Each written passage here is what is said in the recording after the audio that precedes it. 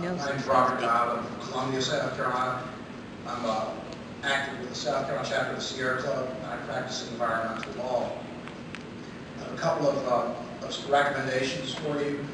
First is that you state clearly or recommend clearly that no away from reactor storage or interim storage of high-level waste or spent fuel take place at the Savannah River site. Secondly, that no reprocessing of used or spent fuel be recommended to resume at Savannah River site. I make the point that, as others have said, reprocessing does not reduce the volume, but instead increases the volume of high-level waste to be managed by a factor of between 7 and 10 times. And finally, that no commercial nuclear waste be received at Savannah River site where there is no assured exit commitment or exit strategy. We have abundant experience in South Carolina with the failure to live up to that final condition, that is to assure an exit strategy or an exit for waste generated within our borders. I want to just illustrate with 2 points briefly. I represented the Natural Resources Defense Council, the Sierra Club, and other conservation groups in litigation against the Department of Energy in 2007 with respect to the efforts by the Department of Energy to renege on their long-standing commitment to remove the legacy wastes, the tank waste that we've been discussing from South Carolina permanently, and instead, with the Section 3116 to the 2005 Defense Authorization Bill, we were told that we were to retain over 3 million curies of the 300 plus million curies of defense waste generated at the site. This represented a breach of trust with South Carolina, but one we fear will resume and be repeated should South Carolina be designated as a temporary storage facility. We recommend hardened on-site storage at existing reactor sites as the most secure and scientifically defensible waste management strategy as an interim measure, and not transport of such waste to South Carolina. And lastly, I would close by responding to an earlier question with regard to recommendations with respect to transparency. I would note that as part of the 2007 settlement in the litigation with the department, there was a requirement that the department post on its website Curie content inventories of the waste tanks and of the saltstone processing waste stream, so that the public would see precisely what fractions of waste were being classified and what fractions of waste would likely remain forever in South Carolina. We would urge you to require that transparency practice to continue in the future. Thank you. I'm Leslie Minor, and I've been to so many of these meetings. I don't remember how many, and I hate speaking in public, but here I am again. Anyway, I know that you, my commissioners, are here to help come up with a problem to deal with the back end of the nuclear fuel cycle. And South Carolina has been dealing with the back end of nuclear and other toxic cycles for a really, really long time. And we're also being unfairly treated on the front end. I don't know if you guys know, but we have a law in the state, Baseload Review Act, where ratepayers are forced to pay for the nuclear power plants before they're built. No, they did that in Georgia too. So this whole nuclear cycle is funded by the federal government or the taxpayers. It's not a standalone industry.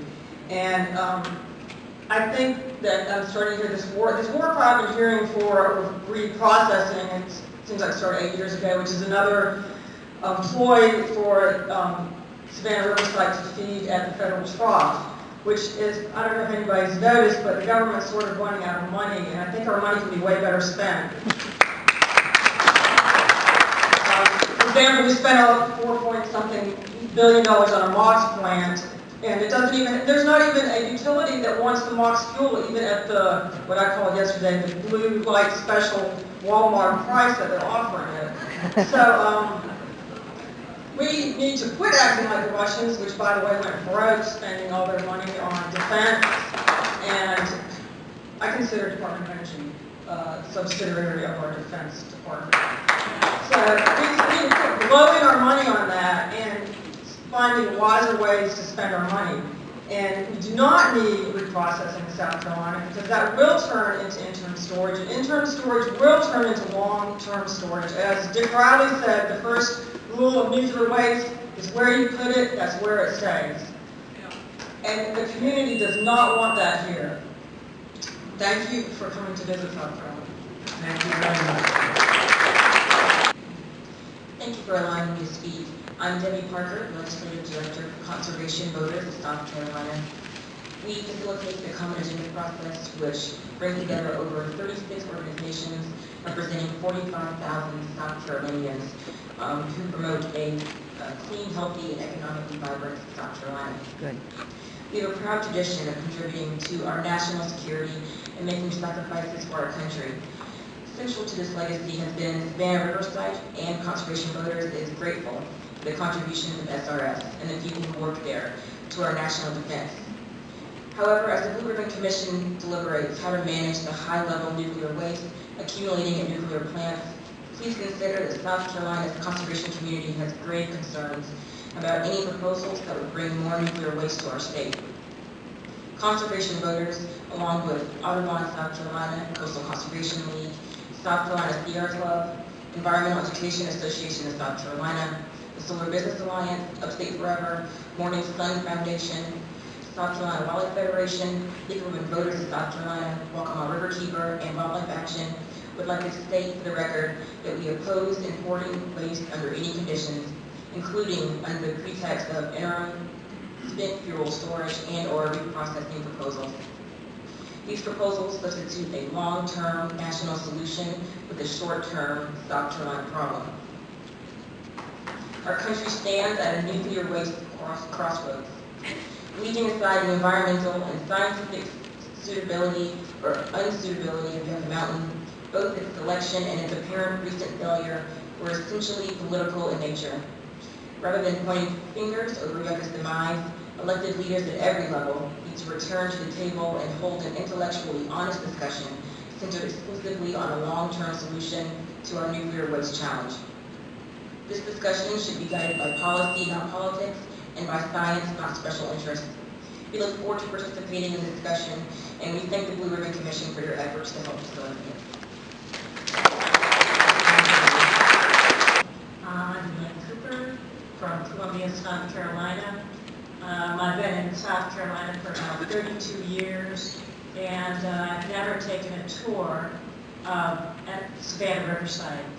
Yesterday was my first time that I took a tour on a bus, and I have a few impressions.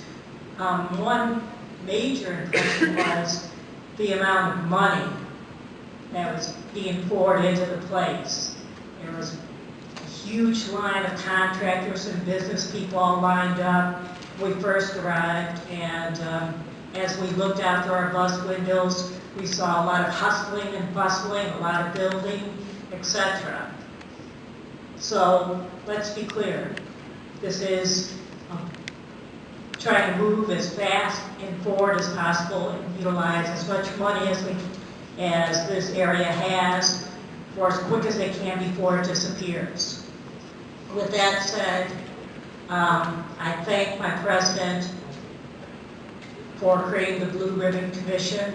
I'm proud of President Obama for doing that, and I hope that he will listen to the public, not just the people who are involved in their monies and salaries, etc., who are invested in here, but the common man who put him in office. And with that said, I would like to talk about a few major points on reprocessing. Like, I oppose reprocessing as a regular citizen and a member of the Sierra Club. Reprocessing would mean that the nation's radioactive spent fuel would be shipped to the reprocessing plant for storage and processing. A reprocessing plant is a large facility that cannot be fed with just the spent fuel generated in South Carolina. I just want to end with just that major point that, of course, you hear two conflicting statements today. One is that nuclear is safe, yet most of the people came forward and were very alarmed of why Yucca Mountain is closed. why should they be so concerned about closing of Yucca Mountain if nuclear energy is so safe? I know that's a simple question, but yeah, I'm just struck with the importance of that. That's right. So therefore, it's not safe to store all of Amen. this in this area, and you can rest assured, I think even the South Carolinians and people in Georgia who are asleep would rise up and take notice if there is no other place to send the stuff, and there shouldn't be. Anyway, that's what I'd like to say. Thank you.